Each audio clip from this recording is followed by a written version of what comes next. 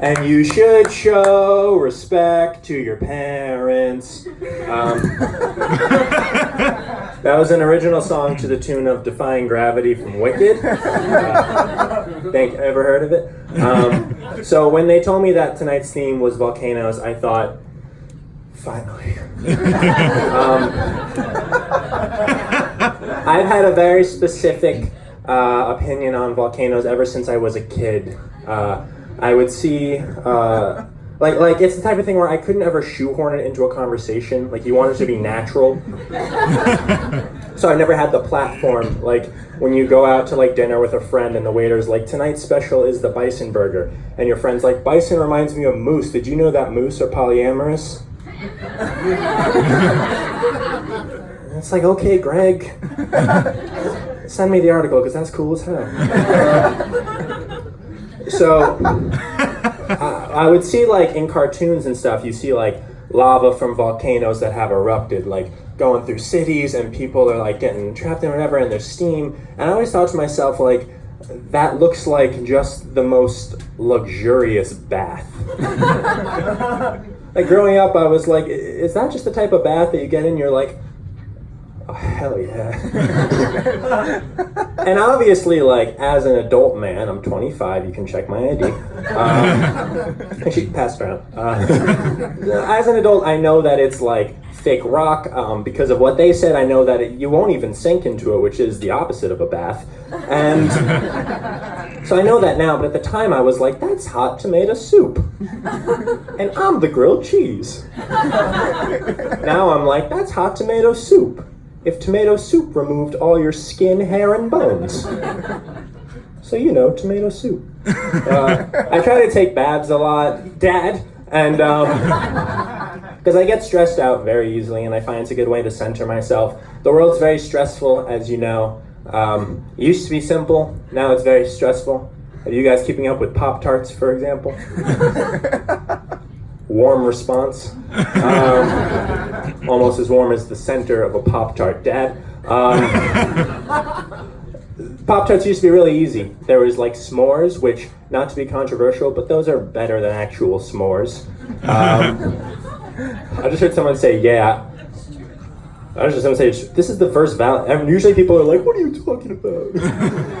This is a dream come true. And then there was like strawberry, and you can either have the strawberry with frosting or without. Fun fact, every kid who preferred it without frosting grew up to be a serial killer. You can check those stats, they don't lie. But now, like, big changes are coming to the Pop-Tart cinematic universe. It is dark in there. I don't know. For like a few years in, they were like, why don't we try cookies and cream and birthday cake? And everyone was like, okay, Pop-Tarts, let's get this out of your system while you're young. College is crazy. But now, I'm going to rattle off some Pop-Tart flavors, and these are real flavors. Right after you check the serial killer thing, you can check these. A&R root beer. Hell yeah, right? Orange Crush soda, because you know how I like my pie, full of soda. Watermelon, arguably the only fruit that people don't really make pie out of. And I'm going to tell you two more. And I'm not sure which one's the worst, but maybe if by your groans I can tell. Or some of you might be like, sounds good, in which case I will quit living. Blue Raspberry Jolly Rancher. Oh, I know. And here's the other one. It's seasonal. Grinch.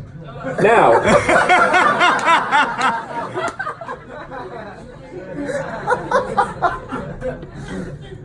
I have a few questions. The fuck does that taste like? If they were like, oh, Grinch colored birthday cake or Grinch chocolate, something like that, I'd be like, okay, we're having fun. But it's just like special holiday Grinch edition, limited edition, because we can only get so much of his fur to put it in the pies. We are like one fucked up board meeting away from savory Pop-Tarts. I need you to realize that. One day you're gonna look on the shelf and you're gonna see ham and cheese and tuna salad next to each other. And I know what you're thinking. You're thinking, Zach, a savory Pop-Tart, that's a Hot Pocket. To which I say, yes, but imagine a sweet Hot Pocket. To which you obviously say, Zach, that's a McDonald's apple pie. To which I say, yeah, but imagine a savory McDonald's pie. To which you say, Zach, that's the meat pie from Sweeney Todd. That's 2 Broadway references in a show about volcanoes. You guys love it. I love horror movies. I really love them. And I've been thinking recently, like, if I were in a horror movie, sort of like a cliche one where like 5 sexy teens go to a cabin, like which stereotype would I be? And I realized that I wouldn't be invited on the trip.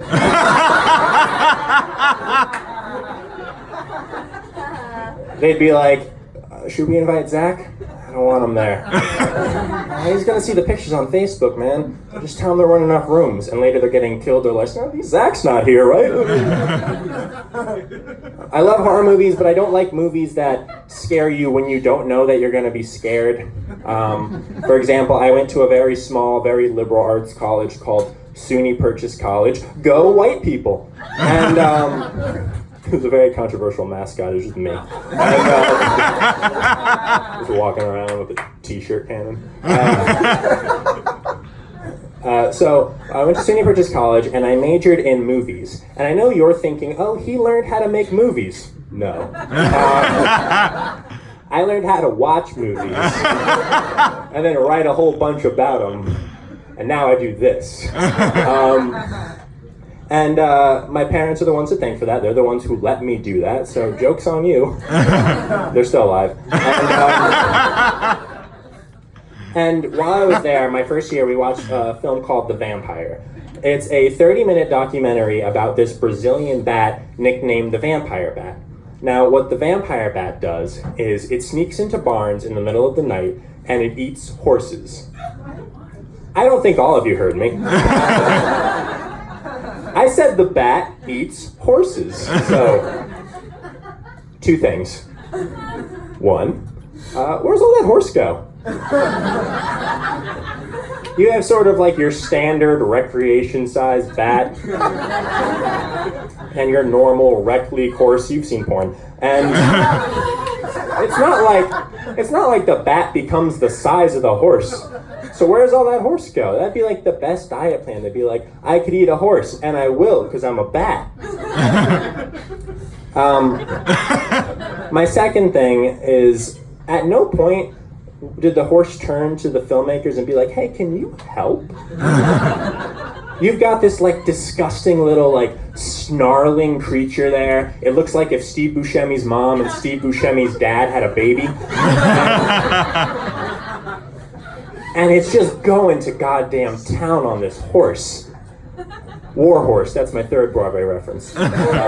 All 4 of my grandparents passed away. Anyway. Anyway, so this bat is going to town on the horse. And at no point did the horse turn and be like, guys, you can stop this. And they're like, we're making a movie. He's like, I'm dying slowly. And they're like, we all are, right?